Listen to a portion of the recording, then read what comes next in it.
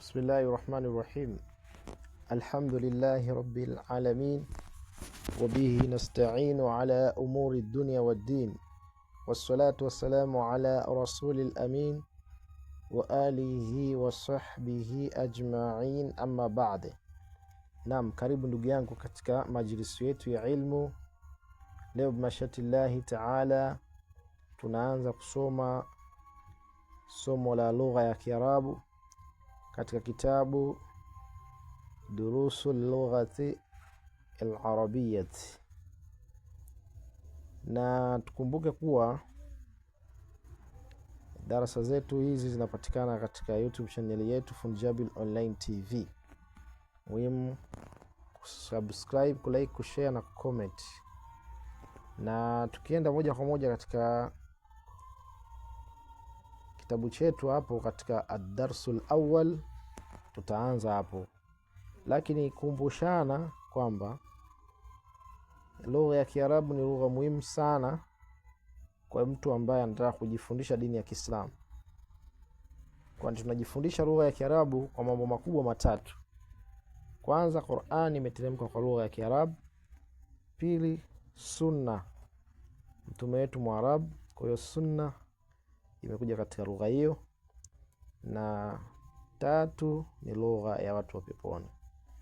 Kwa hiyo tukianza hapo katika kitabu chetu ad-darsul awwal, somo la kwanza, hapo chini pameandikwa hadha.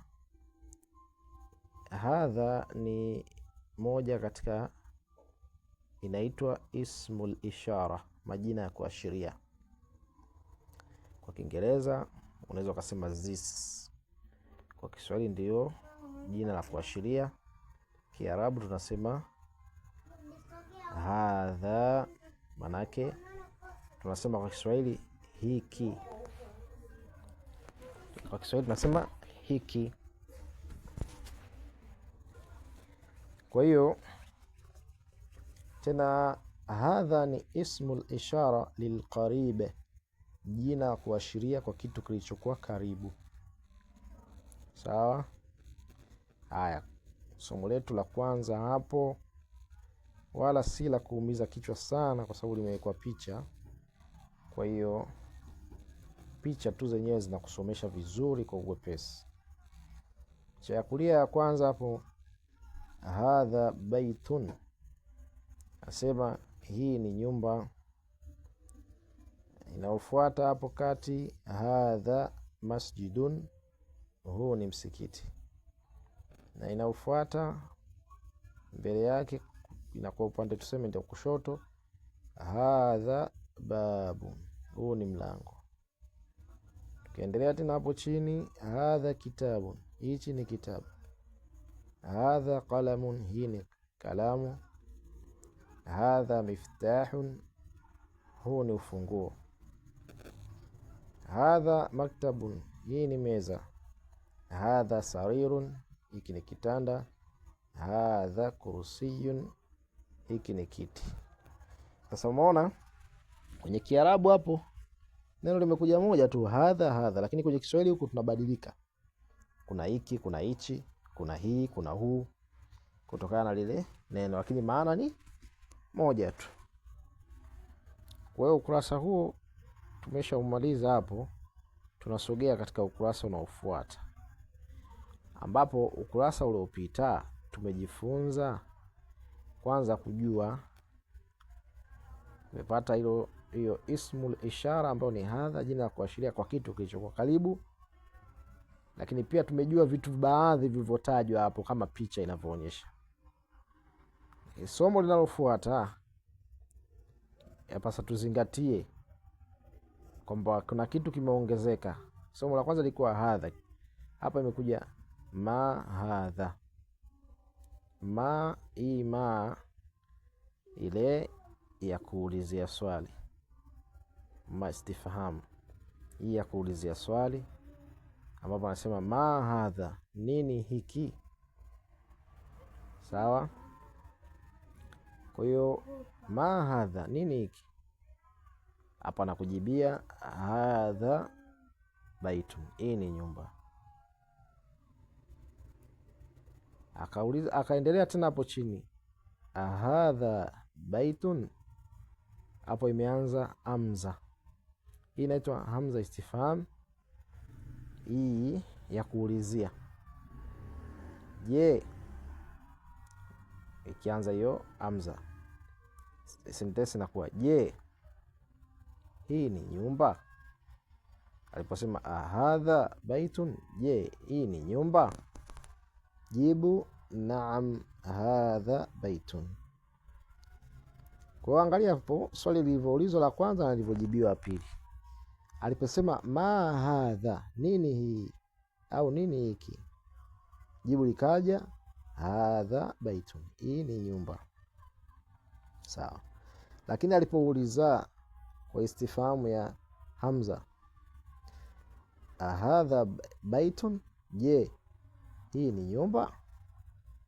Jibu lake linakuja naam, ndio, hadha baitun, hii ni nyumba.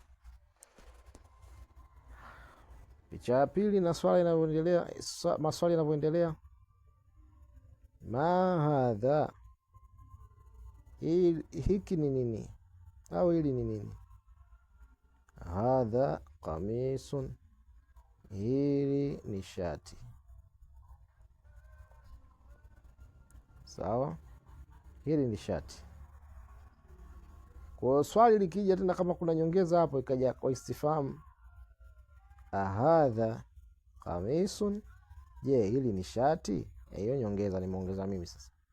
Jibu linakuja naam hadha qamisun, hili ni shati.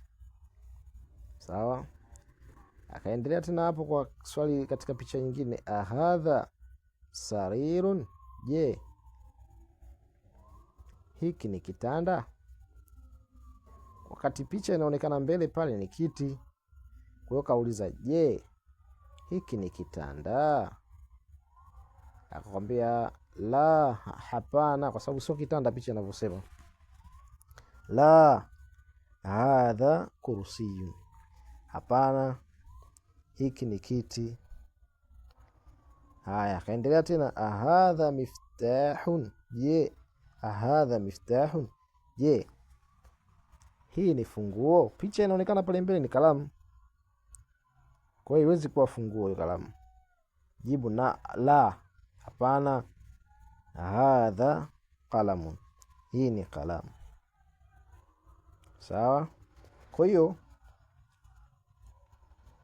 la hii inakuja katika kukataa kwa kile ambacho sicho. Sema la, ina maana kinyume cha la naam.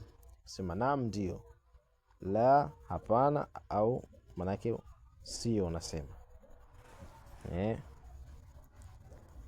Kwa hiyo kiendelea hapo kusema ma hadha, nini hii au nini hiki?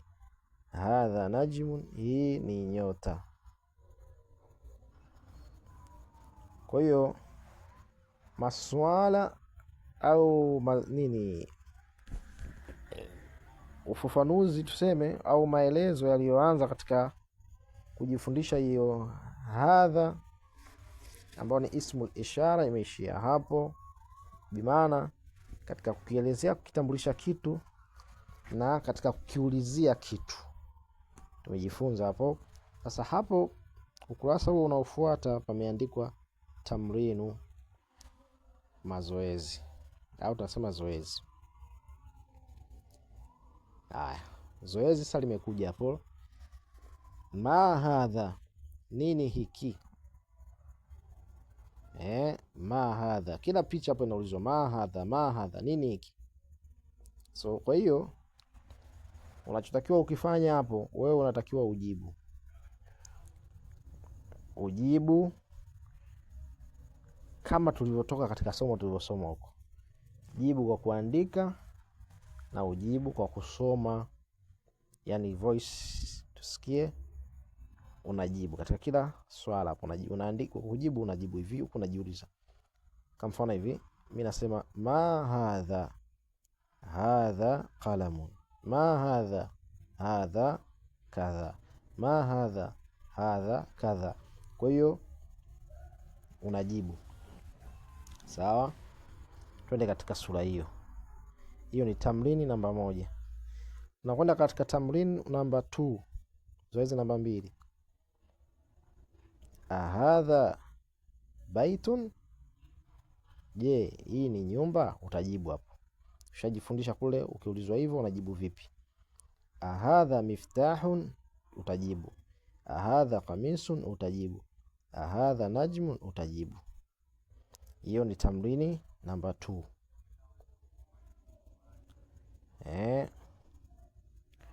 Tukija kuhitimisha na tamrini namba 3. Tamrini namba 3 ndio tutakuwa tunahitimishia, ambayo inaanzia hapa aliposema ikra waktub, soma na uandike. Hadha maktabu, hii ni meza. Hadha masjidu, huu ni msikiti. Hadha qalamun, hii ni kalamu. Kwa hiyo hapa sasa unakuja unasoma na kufasiri. Sawa, alafu pia utaendelea hapa, man hadha, man hadha, nani huyu?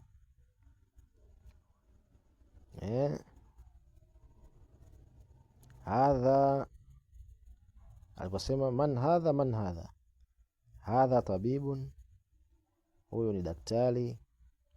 Hadha waladun, huyu ni kijana. Akaendelea tena hapo chini, man hadha, hadha talibun, huyu ni mwanafunzi.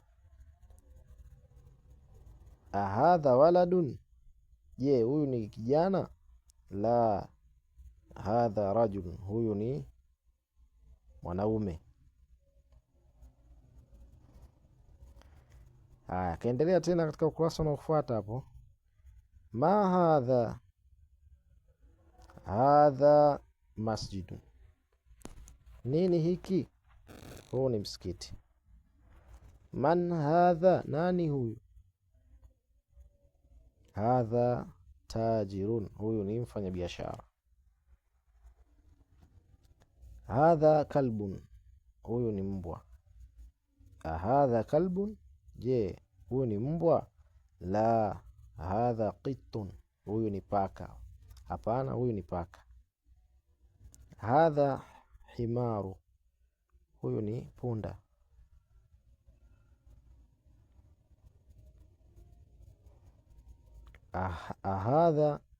Ahadha himaru, je, huyu ni punda? La, hadha hiswan, huyu ni farasi. Wama hadha, nani huyu? Hadha jamal, huyu ni ngamia.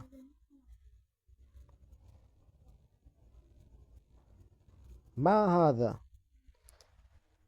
nini au nini hiki? Hadha dikun, huyu ni jogoo. Man hadha, nani huyu? Hadha mudarris, huyu ni mwalimu. Ahadha qamisun, je, hili ni shati? La, hadha mindilun, mindilun, hapana, hiki ni kitambaa. Tamrin, ikra waktub, ikra waktub, soma na uandike. Sawa, kwa hapa unatakiwa usome. Hizo sehemu zote zilipokuja hizo, ikra waktub, soma na uandike. Kama mimi nilivyokuonyesha mfano hapo, nimesoma, afu sasa utasoma, afu utafanya zoezi pia la kuandika. Lengo ili ujue wepesi kwa kusoma mdomo wako, alafu pili mkono wako upate wepesi kwa kuandika. Kwa hiyo tutakuwa tumeishia hapo, tutakuja kuendelea darasa ya pili Mungu akipenda. Kwa ishara haya ilipokuwa imesemwa ikra waktub, soma na uandike, basi unatakiwa usome na uandike. Na zile sehemu zingine za kujibu kule nyuma hivyo hivyo utatakiwa ujibu kuanzia tamrini namba 1 mpaka tamrini namba 3. Inshallah, ala tuafikishe.